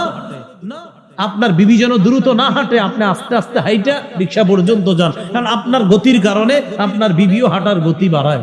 আল্লাহ বলছেন তারা যেন তাদের পা সজোরে নিক্ষেপ না করে, এতে তাদের আল্লাহ প্রদত্ত একটা সৌন্দর্য অন্য ছেলেদের চোখে প্রকাশ পেতে পারে। নাউজুবিল্লাহ। এজন্য আল্লাহ বললেন তারা যেন তাদের পা সজোরে নিক্ষেপ না করে। কি কথা বুঝে আসছে? তো এই জন্য খুব সতর্ক থাকবো আমরা যে আমাদের মা বোনদের হাঁটাটাও এটা খুব সতর্কতার সাথে, তাদের হাঁটা যেন দ্রুত না হয়। তাদের হাঁটা দ্রুত হবে, আপনি আর আপনার স্ত্রী আপনাদের বাসার ছাদে রাতের অন্ধকারে হাঁটছেন দুইজনে, কেউ দেখতেছে না, সেটা ভিন্ন কথা। এবার দেখেন এই আয়াত থেকেও জানলাম মুখ ঢাকা লাগবে 31 নম্বর আয়াত থেকে। এবার আমরা কয়েকটা হাদিস শুনি মন দিয়ে। সহিহ বুখারীর বর্ণনা 4213 নম্বর হাদিস।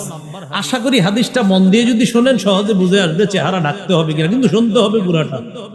নবীজি বিয়ে করছে সফিয়া রাদিয়াল্লাহু তাআলা আনহাকে। হুয়াই ইবনে আখতাবের কন্যা, ইহুদিদের লিডার। কন্যার বাবা যেহেতু নেতা, তো সাহাবীরা, মুরব্বী সাহাবীরা পরামর্শ দিয়েছে, হুজুর একজন নেতার মেয়ে তো, তিনি যদি কোনো নেতৃস্থানীয় ব্যক্তির অধীনে থাকে ভালো হয়। কি বলতে চাও? হুজুর আমরা বলতে চাই তাকে আপনি বিয়ে করেন। নেতৃস্থানীয় ব্যক্তি আপনি হুজুর, আপনি হচ্ছে নেতৃস্থানীয় পৃথিবীতে আর কে হতে পারে, আর সে একজন নেতার কন্যা, আপনি বিয়ে করলে তার মর্যাদা রক্ষা হবে। সফিয়া রাদিয়াল্লাহু তাআলা আনহাকে নবীজি বিয়ে করলেন। হযরত আনাস রাদিয়াল্লাহু তাআলা আনহুর বর্ণনা, তিনি বলেন আকামা রাসূলুল্লাহ সাল্লাল্লাহু আলাইহি সাল্লাম বাইনা খায়বার ওয়াল মদিনা সালাসা লায়াল। রাসূলুল্লাহ সাল্লাল্লাহু আলাইহি সাল্লাম খায়বার এবং মদিনার মাঝে 3 রাত অবস্থান করলেন। ইবনা আলাইহি বিসফিয়া, হযরতে সফিয়ার সাথে বাসর রাত উদযাপনের জন্য। এখন বাসর রাত উদযাপনের পর অলিমা, বর্তমানে তো অলিমা হয় না, বর্তমানে বরযাত্রী হয়। কি হয়? বরযাত্রী কথাটাই তো সুন্নাহের গলা। বরযাত্রী আবার কি হবে? কন্যা যাত্রী। কি যাত্রী হয়? মানে বরযাত্রী মানে ছেলের সাথে মেয়ের বাড়িতে যাবে, বাপের বাড়িতে 300 জন খাইতে, মেয়ের বাপ আপনার ঋণ টিন কইরা 3টা গরু শোয়। শরমের তো কথা মিয়া। যাবে কন্যা যাত্রী, ছেলের বাড়িতে গিয়ে অলিমা খাবে। টোটাল উল্টা হয়ে গেছে। রেস্টুরেন্টে দেখার মাধ্যমে শুরু হয়, গায়ে হলুদের মাধ্যমে গুনাহটা বাড়ে, বিয়ের দিন হাজার গুনাহের মাধ্যমে এই পবিত্রতা সম্পর্কটার সূচনা হয়। কিছুদিন পরে শুনে যায় স্বামী স্ত্রীর মধ্যে সম্পর্ক ভালো চলছে না। গজবের সূচনা তো আপনারাই করে দেন। বরযাত্রী না কন্যা যাত্রী? হ্যাঁ বরযাত্রী। আরে কি আজীব। বিয়ে হবে সুন্নত মুতাবেক, সাদা সিধা বিয়ে শেষ, পরে ছেলের বাড়ির দিকে সব খাইবেন, খালাস। পুরা টোটাল উল্টা। এখন রাসূল সাল্লাল্লাহু আলাইহি সাল্লামের অলিমা আর নবীজির অলিমা খাইতে সাহাবীরা খুব আগ্রহ হচ্ছে। নবীজির বরকতি অলিমা, সফরের মধ্যে অলিমার আয়োজন করলেন। সফরে তো ভালো খাবার কি আর আয়োজন করবে। হযরত আনাস বলেন মা কানা ফিহা মিন খুবজিন ওয়ালা লাহমিন, রুটিও ছিল না, গোশতও ছিল না। অলিমাতে 3টা আইটেম রাখা হয়েছে। সুবহানাল্লাহ। কয়টা? 3টা আইটেম। কি কি? নবীজি বললেন হযরত বেলালকে, আমারো বিলালান বিল আনতাই ফাবুসিতাত ফাআলকা আলাইহা তামরা ওয়াল আকিতা ওয়াস সামনা। হযরত বেলালকে বললেন দস্তরখান বিছানোর জন্য। হযরত বেলাল দস্তরখান বিছাইলেন। ওই দস্তরখানের উপর খেজুর, ঘি আর পনির রাখা হলো। রাসূলের এই বিয়ের অলিমা যেন সাহাবীরা খেতে পারে, এই 3টা আইটেম দিয়ে হযরত আনাস সব মুসলমানদেরকে রাসূলের অলিমা খাওয়ার জন্য দাওয়াত করলেন। যে আপনারা আসেন, আস্তে ধীরে আসেন, খেয়ে যান। তো সাহাবীরা সফরের মধ্যে তো আপনার অনেকে বাহনে থাকে, অনেকে হাইটে হাইটে সফর, অনেকে দূরে থাকে, অনেকে কাছে। তো আস্তে আস্তে যারা আসতেছে অলিমা খাইতে, একজন আরেকজনকে কয়, আচ্ছা এই যে হযরত সফিয়া রাদিয়াল্লাহু তাআলা আনহা, তিনি কি ইহদা উম্মাহাতিল মুমিনিন আও মিম্মা মালাকাত ইয়ামিনু, আচ্ছা তিনি কি আমাদের মা হবেন না তিনি কোনো দাসী? যেটা অনেক দূরে দূরে সাহাবীরা বলতে হয় আসলে দুইটা একটা ভাবনার বিষয়। তিনি কি আমাদের মা, মুমিনদের মা হবেন নাকি দাসী হবে?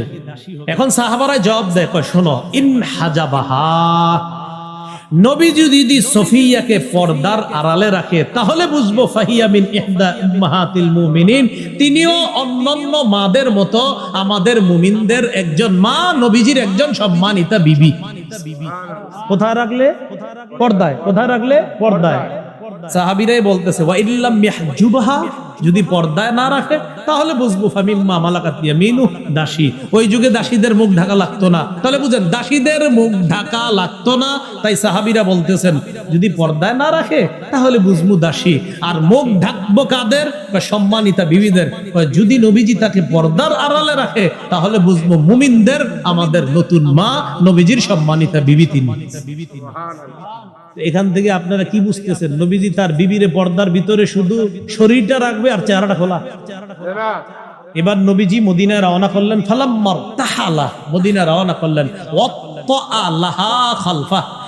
বুখারীর আরেকটা বর্ণনা আছে 5085 নম্বর হাদিস, সেখানে আছে ওয়াত্তাআ, আরেকটা বর্ণনা আছে ওয়াত্তা, এখানে একটা আছে আপনার বিল হামজা আর একটা বিলা হামজা, যেখানে বিল হামজা সেখানে ওয়াত্তাআ, আরেক জায়গায় ওয়াত্তা, দুইটা বর্ণনা। তো এখানে আপনার 4213 নম্বরে আছে ওয়াত্তাআলাহা, আর 5085 আছে ওয়াত্তালাহা খালফা। নবীজি সফিয়াকে তার বাহনের পিছনে বসাইলেন, বসানোর পর যেটা বলেন দেখেন, ওয়ামাদ্দাল হিজাব, পর্দা টেনে রাসূল সাল্লাল্লাহু আলাইহি সাল্লাম তার বিবিকে পর্দার আড়ালে বসিয়ে মদিনায় রওনা করলেন। সুবহানাল্লাহ। সাহাবীরা বুঝলেন তিনি আমাদের মা। সুবহানাল্লাহ। তাহলে কেমনে বুঝলেন?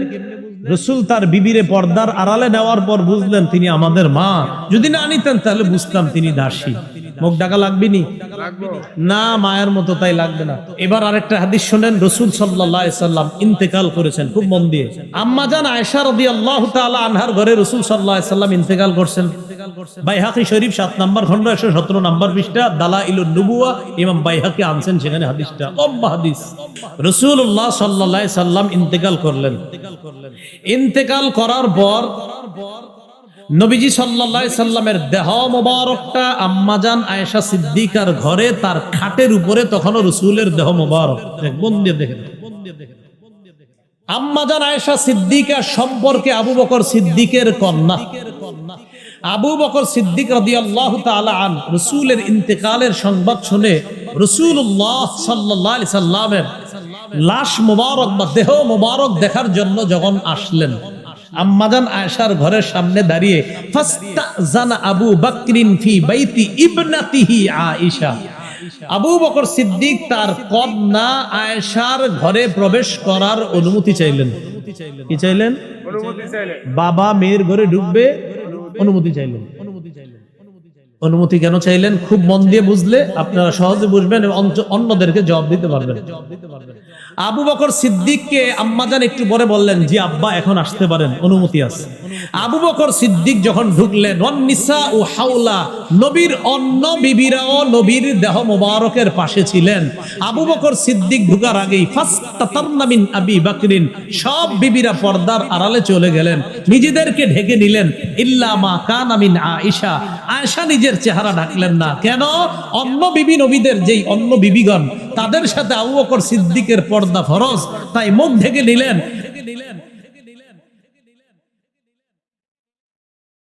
আম্মা জান আয়েশা আবু বকর সিদ্দিকের কন্যা, তাই মুখ ঢাকেননি। সুবহানাল্লাহ। এই মুখ পর্দা নেই, আরে মুখ পর্দা নেই। তো নবীর বিবিগণ উম্মতের কি হয়? মা। তো আবু বকর সিদ্দিক রাদিয়াল্লাহু তাআলা আনহুর মারা কেন পর্দা করলেন? আবু বকর সিদ্দিক রাদিয়াল্লাহু তাআলা মারা পর্দা করলেন না? আরে ওয়াজওয়াজুহু উম্মাহাতুহুম, তাহলে ওয়াজওয়াজুহু উম্মাহাতু, তাহলে নবীজির বিবিগণ আমাদের মা, আবু বকর সিদ্দিকেরও মা। তো আবু বকর সিদ্দিক রাদিয়াল্লাহু তাআলা আনহুর মাগণ তার থেকে পর্দা করলেন নবীর বিবি আয়েশা ছাড়া।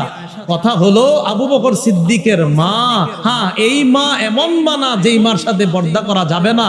এই জন্য মনে রাখবেন যে আমি শিক্ষক তোমার বাবার মতো, ওমকে তোমার ভাইয়ের মতো, ওমকে তোমার উকিল বাবার মতো, ওমকে তোমার ধর্ম বাবার মতো। হ্যাঁ, উকিল বাপ উকিল, ধর্ম বাপ ধর্ম, আধ্যাত্মিক পিতা আধ্যাত্মিক, আপন বাপ আপন, অন্য বাপ, সব পর্দা ফরজ। অন্য বাপের কাছে কি ফরজ? কি কয় আমি তোমার আব্বার মতো। এখন আবু বকর সিদ্দিক রাদিয়াল্লাহু তাআলা আনহুর সাথে পর্দা করলেন সব বিবিগণ, আম্মাজান আয়েশা ছাড়া। সহজ বিষয়, আম্মাজান আয়েশা কন্যা তাই পর্দা করেননি, অন্যরা নবীর বিবি তাই পর্দা করেছেন। সহজ বিষয়। এবার বুখারীর আরেকটা বর্ণনা শুনেন, 4141 নম্বর হাদিস। সংখ্যাটা সহজে মনে রাখতে পারবেন, 4141 কত হয়? 4141। দেখেন এরকমই হয়, 4141, 4141। মোট হাদিস সংখ্যা হবে 7563 ফাতুল বারী অনুযায়ী। এই হাদিসের মধ্যে আসছে আম্মাজান আয়েশা সিদ্দিকা রাদিয়াল্লাহু তাআলা আনহার বর্ণনা, লম্বা হাদিস। আম্মা জানের ব্যাপারে মুনাফিকরা একটা মিথ্যা অপবাদ দিছিল, বলেন নাউজুবিল্লাহ, যে ব্যাপারে আল্লাহ কোরআনে 10টা আয়াত নাজিল করছেন। তো আম্মা জান বলেন, আমি সফরের মধ্যে যখন আমার হার হারিয়ে ফেললাম, আমার হার তালাশ করতে গিয়ে আমি যখন হারটা পাইলাম, পাওয়ার পর আইসা দেখি কাফেলার লোকগুলা নাই, চলে গেছে। আমি টেনশনে আছি, কি করবো এখন, বসে রইছি একা একা, আশেপাশে কেউ নাই। আমি চিন্তা করলাম, আমারে যখন নবীজি খুঁজা না পাবে তখন কাউরে পাঠাবে আমারে নেওয়ার জন্য। ইতিমধ্যে নবীর এক সাহাবী নাম সফওয়ান ইবনুল মুআত্তাল রাদিয়াল্লাহু তাআলা, তিনি ছিলেন ওই সফর থেকে আরো দূরে, কাফেলা থেকে। তো তিনি আস্তে আস্তে বাহন নিয়ে কাফেলারে ধরা তার কাছে ব্যাপার না, এই জন্য আস্তে আস্তে দেরি করে রওনা করছিলেন। তো দেখেন আম্মাজান এই জায়গায় আছে, কথার কথা। তো সফওয়ান আরো পিছন থেকে আস্তে আস্তে যখন এই দিক দিয়ে যাবে, হঠাৎ তাকায় দেখে একজন মানুষের মতো ছায়া দেখা যায়। আম্মাজান আয়েশা বলেন, সফওয়ান ফাআতানি, আমার দিকে আসছে। ওয়া আরাফানি হিনা রাআনি, সফওয়ান আমারে দেখেই চিনতে পারছে আমি আয়েশা। প্রশ্ন, হুজুর আয়েশারে কেমনে চিনলো সফওয়ান? আম্মাজান আয়েশা কি পর্দা করে নাই? কথার কথা। আম্মাজানও জানে যে কিছু মানুষ যে প্রশ্ন উঠাইবেন আপনারা, এটা আম্মাজান জানতেন, তাই সাথে সাথে জবাবও দিছে, শোনো, ওয়াকাদ কানা ইয়ারানি ক্বাবলা আইয়ুদরাবা আলাইয়াল হিজাব। সফওয়ান আমারে দেখছিল পর্দার বিধান নাজিলের আগে, তাই ওই সময় আমারে চিনতো আমি যে আয়েশা। আজকে দেখা চিনছে কেমনে? তোমরা মনে করো না যে পর্দার বিধান নাজিলের পরে সফওয়ান আমারে দেখছে, এমন না। পর্দার বিধান নাজিলের আগে দেখে আমারে চিনতো আমি যে আয়েশা, তাই আজকে দেখেই চিনতে পারছে আমি আয়েশা। আর আমি আয়েশা কি করছি জানো? যেই মাত্র সফওয়ান পড়ছে ইন্না লিল্লাহি ওয়া ইন্না ইলাইহি রাজিউন, আমি জাগ্রত হয়ে যখন সফওয়ানকে দেখলাম, খুব দেখেন কি কয় আম্মাজান, খাম্মারতু, একটু সবাই শিখেন না, বলেন খাম্মারতু ওয়াজহি বিল জিলবাব, বলেন খাম্মারতু ওয়াজহি বিল জিলবাব, বলেন আমার সাথে, আমি আমার চেহারা চাদর দ্বারা, ওড়না দ্বারা, পর্দা দ্বারা সাথে সাথে ঢেকে ফেললাম। চেহারা ডাকছে কেন? আম্মা জানা আসে না, মা চেহারা ডাকছে কেন? হ্যাঁ, তাহলে কি বোঝা যায়? চেহারা সহ পর্দা না ছাড়া? খাম্মারতু ওয়াজহি বিল জিলবাব, মনে রাখবেন খালি, খাম্মারতু ওয়াজহি বিল জিলবাব, আমি সাথে সাথে আমার চেহারা পর্দা দ্বারা ঢেকে ফেললাম, কারণ চেহারাও পর্দার। আর চেহারা পর্দা না করলে তো পর্দাটা করবে কি, সেটা বলেন। আচ্ছা, এবার আরেকটা হাদিস শুনেন, মুসনাদে আহমদ 1784 নম্বর হাদিস। আব্বাস রাদিয়াল্লাহু তাআলা আনহুর বর্ণনা, তিনি বলেন, দাখালতু আলা রাসূলিল্লাহি সাল্লাল্লাহু আলাইহি ওয়াসাল্লাম ওয়া ইনদাহু নিসাউহু ফাস্তাতারনা মিন্নি ইল্লা মাইমুনা। আব্বাস রাদিয়াল্লাহু তাআলা আনহু বলেন, আমি আল্লাহর রাসূলের কাছে গেলাম, আমার ভাতিজা মুহাম্মদ সাল্লাল্লাহু আলাইহি সাল্লামের কাছে গেলাম। যাওয়ার পর তখন আমার ভাতিজার সামনে তার সব বিবিরা ছিল। যেই মাত্র আমি গেলাম, যাওয়ার পর ফাস্তাতারনা মিন্নি, সবাই আমার থেকে পর্দা করলো, ইল্লা মাইমুনা, তার বিবি মাইমুনা পর্দা করে নাই। কেন? মাইমুনা আমার দুধ সম্পর্ক হয়, এই জন্য আমার সাথে পর্দা করে না। সহজ বিষয়, আমার সাথে মাইমুনার পর্দা লাগে নাই, তাই করে নাই। অন্যদের পর্দা ফরজ ছিল, সবাই পর্দা করছে। আচ্ছা, এবার আসেন আবু দাউদ শরীফের 2057 নম্বর হাদিস। আম্মা জান আয়েশা সিদ্দিকা কি বলে, মজার হাদিস, দেখেন কি বলে, দাখালা আলাইয়া আফলাহ ইবনু আবিল কুআইস, আমার কাছে আফলাহ নামে এক ব্যক্তি আসছে। আম্মা জান আয়েশা বলেন, আমার ঘরে অপরিচিত একজন মানুষ ঢুকার সাথে সাথে ফাস্তাতারতু মিনহু, আমি সাথে সাথে পর্দার আড়ালে চলে গেলাম, নিজেরে পর্দার ভিতর নিলাম।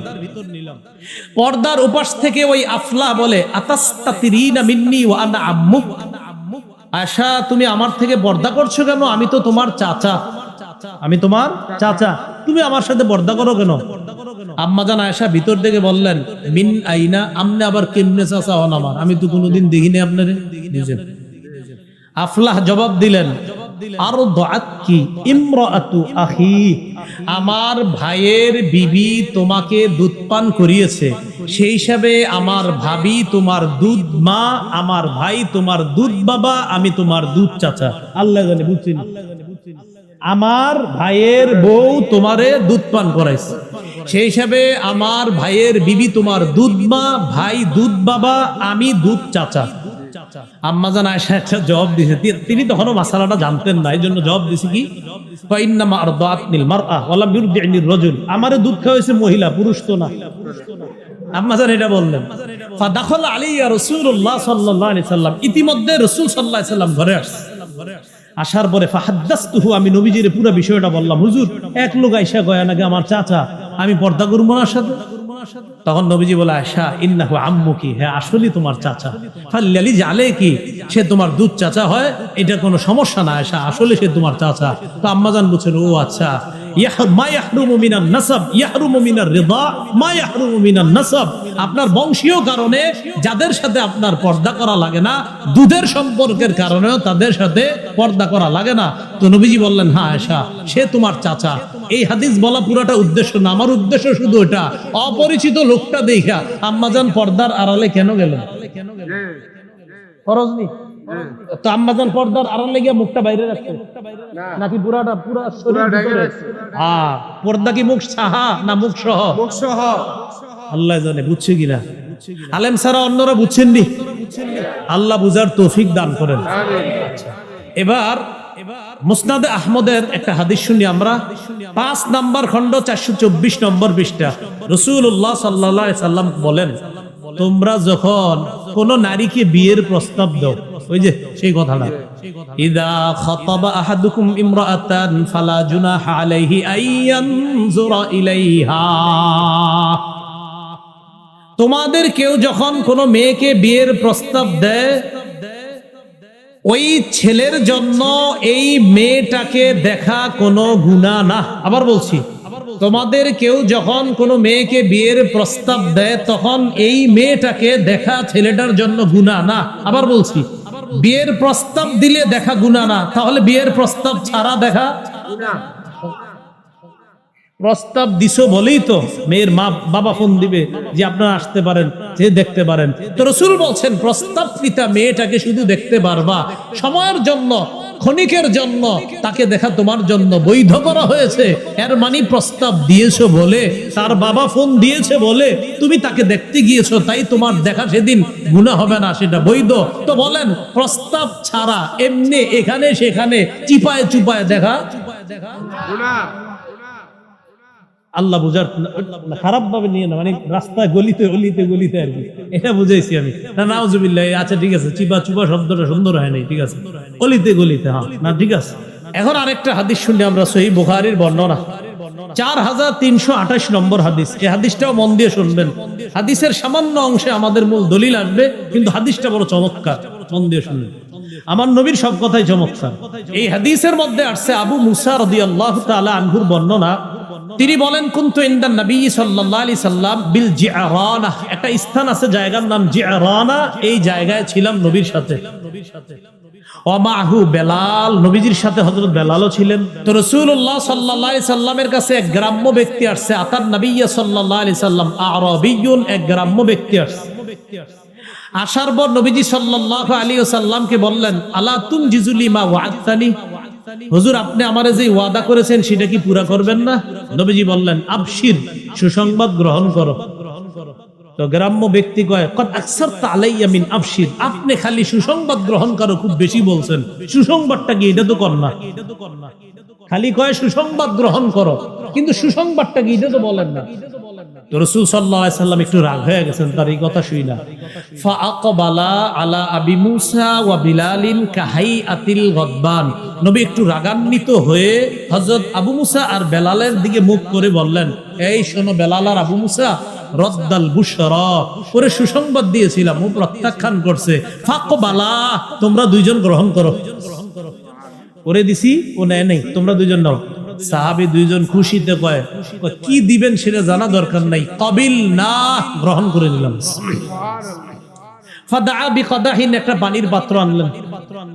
আনার পর ফাগসালা ইয়াদাইহি ওয়া ওয়াজহা, নবীজি সাল্লাল্লাহু আলাইহি সাল্লাম হাত মুবারক, চেহারা মুবারক ধৌত করলেন। ওয়া মাজ্জা, কুলি করলেন। কুলি করার পর আবু মুসা আর বেলালকে বললেন, ইশরাবা, আমি যে পানি থেকে কুলি করলাম, পানি দিয়ে হাত ধুইলাম, মুখ ধুইলাম, অতিরিক্ত পানি আছে না বেলাল আর আবু মুসা? জি হুজুর আছে। ইশরাবা, তোমরা দুইজনেই পানি পান করো। সুবহানাল্লাহ। আমরা পর্দার বিধানের কথা বলতেছি না, ওই পর্দার কথা। মন দিয়ে না শুনলে কিন্তু বুঝবেন না। হ্যাঁ, মন দিয়ে শুনেন। আবু মুসা আর বেলালকে বললেন, পানি খাও।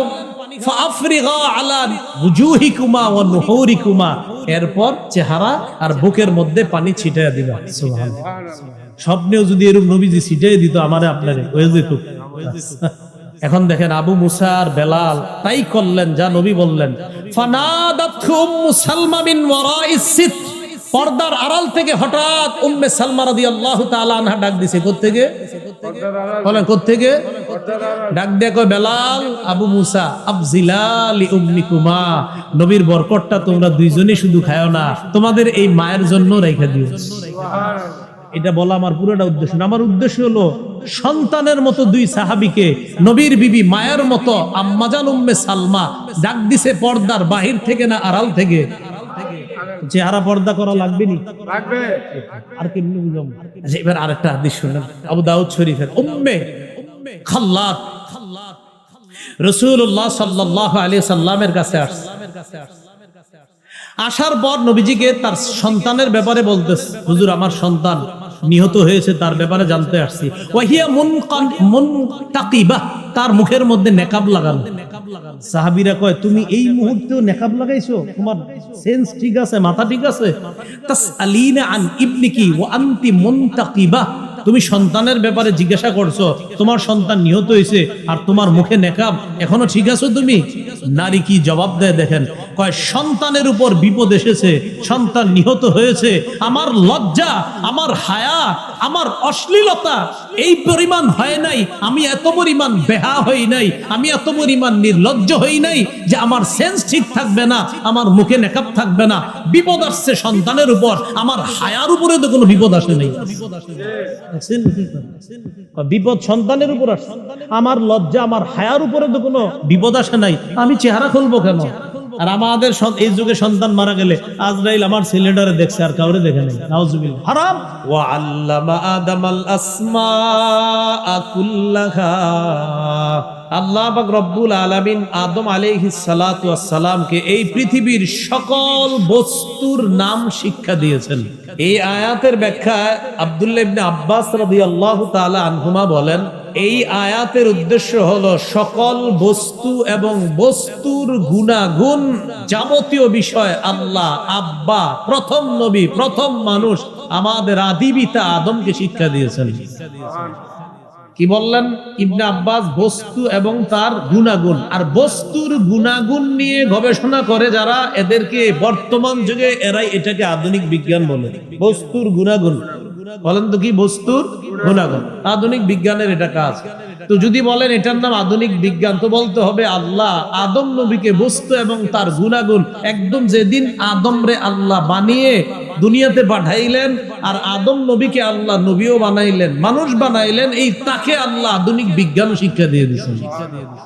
তাফসিরে কাশফের লেখক আল্লামা জারুল্লাহ জামখশরী রাহমাতুল্লাহি আলাইহি বলেন, আল্লামা আদামাল আসমাআ কুল্লাহা দ্বারা উদ্দেশ্য হলো বস্তু রাজি যা আছে, সমস্ত বস্তু রাজি, এই সমস্ত বস্তু রাজির বিষয়গুলা আদম নবীকে আল্লাহ শিক্ষা দিয়েছেন। আর বস্তু রাজি নিয়ে গবেষণা করা আধুনিক বিজ্ঞানের কাজ। যদি বলেন এটার নাম আধুনিক বিজ্ঞান, তো আব্বা আদমকে আল্লাহ আধুনিক বিজ্ঞান শিক্ষা দিয়েছেন। যে আধুনিক বিজ্ঞানের কিছু বিষয় আছে, সেটা হলো আপনার কি, যেমন ইসলাম ও চিকিৎসা শাস্ত্র, যেটাকে ফার্মাকোলজি বলা হয়। এই যে চিকিৎসা শাস্ত্র, যিনি ফার্মাসিস্ট, ঔষধ প্রস্তুতকারক, তিনি কি করেন? গাছ পাতা তরু লতার বৈশিষ্ট্য এবং পরিমাণ নিয়ে চিন্তা করে ওষুধটা বানায়। বৈশিষ্ট্য প্রপার্টিজ আর হলো আপনার পরিমাণ কোয়ান্টিটিস, এই দুইটা বিষয় নিয়ে চিন্তা করে কতটুকু দিবে, কি পরিমাণ ঔষধে দিবে, এটা ফার্মাসির যিনি ওষুধ প্রস্তুত কারক তৈরি করে তিনি এটা চিন্তা করে। তো দেখি আল্লাহ কি করেন। সূরা হিজরের 21 নম্বর আয়াতে আল্লাহ বলেন, ওয়া ইম মিন শাইইন ইল্লা ইনদানা খাযাইনু ওয়া মা নুনাজ্জিলুহু ইল্লা বিকদারিম মা'লুম। সারা পৃথিবীর সব কিছুর খাজানা আমি আল্লাহর কাছে, গাছপালা, তরু লতা, চিকিৎসা বিজ্ঞানে তোমরা যা গবেষণা করে ঔষধ বানাও, কি পরিমাণ আর কি বৈশিষ্ট্য হবে, সব খাজানা আমার কাছে। এই খাজানা থেকে পরিমাণ অনুযায়ী আমি আল্লাহ নাজিল করি। তো চিকিৎসা বিজ্ঞান সেটাও বলেন, বলতে হবে কোরআন থেকে নিছেন। যদি বলেন হুজুর এই যুগে আমরা বানাইছি না, কোরআন তো আল্লাহ ১৫০০ বছর আগে দিয়েছেন, তো এটা কিভাবে আপনি এখন বলেন? এরপরে আপনি বলবেন টেকনোলজি, প্রযুক্তি। প্রযুক্তি বা টেকনোলজি যেটা আমরা বলি, সেটার মধ্যে আপনার আছে ওট টেকনোলজি, কাঠ প্রযুক্তি, ইলেকট্রিক্যাল টেকনোলজি, বৈদ্যুতিক প্রযুক্তি, মেকানিক্যাল টেকনোলজি। আপনার মেকানিকরা যে কাজ করে এই প্রযুক্তিগুলা, কেন আপনি বলবেন হুজুর প্রযুক্তির কথা আছে কিনা কোরআনে? হ্যাঁ আছে, সূরা হাদীদের 25 নম্বর আয়াত। আল্লাহ বলেন, ওয়ানজালনাল হাদিদা, আমি লোহা নাজিল করলাম, ফিহি বাসুন শাদীদ, লোহার মধ্যে কঠিন শক্তি, ওয়া মানাফিউ লিন-নাস, আর মানুষের জন্য বহু কল্যাণ আমি আল্লাহ রেখে দিয়েছি। কিসের মাঝে? লোহার মাঝে। আচ্ছা, এবার স্টিল টেকনোলজি, যেটা ইস্পাত প্রযুক্তি, সারা পৃথিবীতে বর্তমানে তারা এগিয়ে যারা ইস্পাত প্রযুক্তিকে কাজে লাগাচ্ছে, এটা স্টিল টেকনোলজি। আল্লাহ পাক রব্বুল আলামিন সূরা সাবার মধ্যে বলেন, ওয়াল্লানা লাহুল হাদিদ, আমি দাউদ আলাইহিস সালাতু ওয়াস সালামের জন্য লোহাকে নরম করে দিলাম, এমন নরম করে দিলাম। সূরা আম্বিয়ার 80 নম্বর আয়াতে আল্লাহ বলেন, ওয়াল্লামনাহু সানআতা লাবুসিল লাকুম, আমি দাউদ আলাইহিস সালাতু ওয়াস সালামকে শিক্ষা দিলাম তোমাদের বর্ম তৈরি করার কারুকার্য আর পদ্ধতি, কিভাবে লোহা দিয়ে বানাবে, এই বিদ্যা আমি দাউদ নবীর শিক্ষা দিয়ে দিয়েছি। যেই যুগে আল্লাহ লোহা দিছে, ওই যুগে তারা শুধু মনে করতে এটা দ্বারা তরবারি হয়। এখন গবেষণা করতে করতে আল্লাহ পাক রব্বুল আলামিন বলেন যে এখন তোমরা গবেষণা করতে করতে এগিয়ে যাচ্ছ, কিন্তু আমার সৃষ্টি যেটা আমি এত হাজার বছর আগে করলাম সেটা নিয়ে গবেষণা করেই কিন্তু তোমরা আগাচ্ছ। যদি কৃতিত্ব দিতে হয় তো আমার রবকে দিতে হবে।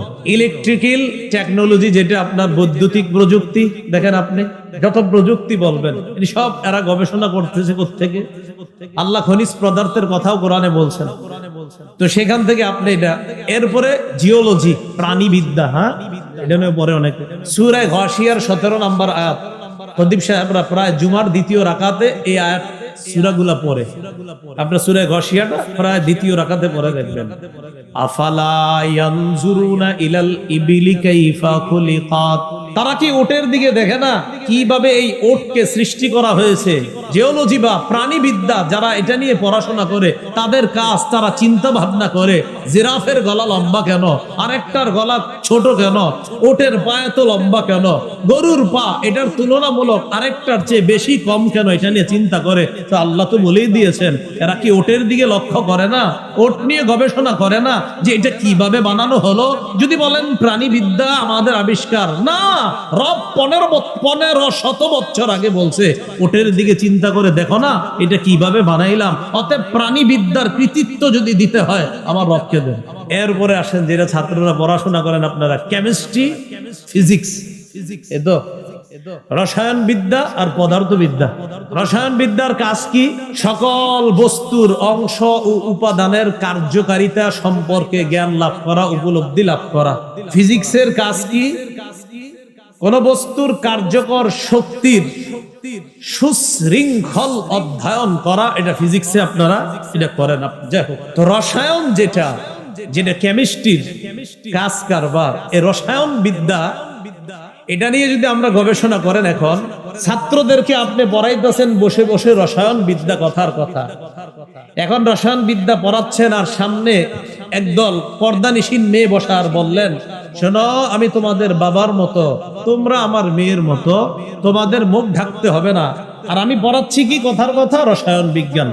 রসায়ন বিজ্ঞান বলছে নারীদের মধ্যে সৃষ্টিগতভাবে আল্লাহ একটা অ্যাসিড দিয়েছে বা অম্ল দিয়েছেন, পুরুষদের মধ্যে আল্লাহ জন্মগতভাবে একটা অ্যালকালি দিয়েছে তাদের মধ্যে। নারীদের এই অ্যাসিডিকের কারণে, অম্লের কারণে তারা ত্বকের প্রতি বেশি আসক্ত হয়। পুরুষদের মধ্যে ওই অ্যালকালি বেশি থাকার কারণে তারা মিষ্টির প্রতি বেশি আসক্ত হয়। রসায়ন বিদ্যা প্রমাণ করে নারীর ওই অ্যাসিড আর পুরুষের অ্যালকালি উভয়ের প্রতি আকর্ষণ সৃষ্টি হয়। এটা রসায়ন বিদ্যায় শিক্ষা দিচ্ছে। আর এটা আপনি নিয়ে বলতেছেন তোমরা আমার মেয়ের মতো, আমি তোমার বাবার মতো। আর বিদ্যা বলছে না, সে তোমার মেয়ে না, তুমি তার বাবা না, তার প্রতি তোমার আকর্ষণ আছে এবং তার অন্তরেও তোমার প্রতি আকর্ষণ হতে পারে। অতএব পর্দা করা ফরজ। আপনি পড়াচ্ছেন রসায়ন বিদ্যা, সেটা আপনাকে বলছে দুইজনের আলাদা আকর্ষণ আছে। তো আপনি আকর্ষণ আছে, এটা তো আপনার বিদ্যা আপনাকে বলে দিচ্ছে। এখন কোরআন বললাম না রসায়ন বিদ্যার কথা, এটা বিদ্যা বলে দিচ্ছে। হ্যাঁ, এবার কোরআনে রসায়ন বিদ্যার কথা আছে কিনা এটা হলো কথা। সূরা ইউনূসের 101 নম্বর আয়াতে আল্লাহ বলেন, উনজুরু মা ফিস সামাওয়াতি ওয়াল আরদ, আসমান জমিনের মধ্যে কি রহস্য নিহিত আছে এইগুলা নিয়ে তোমরা গবেষণা করো। এটা আল্লাহ পাক রব্বুল আলামিন বলে দিয়েছেন। আলোচনাগুলা এতটুকু বুঝে থাকলে আপনারা বলেন, কোরআন সুন্নাহ শুধু পর্দা করতে বলে? কোরআন সুন্নাহ কি শুধু বলছে যে নারী পুরুষের প্রতি আলাদা আকর্ষণ আছে আর পুরুষের প্রতি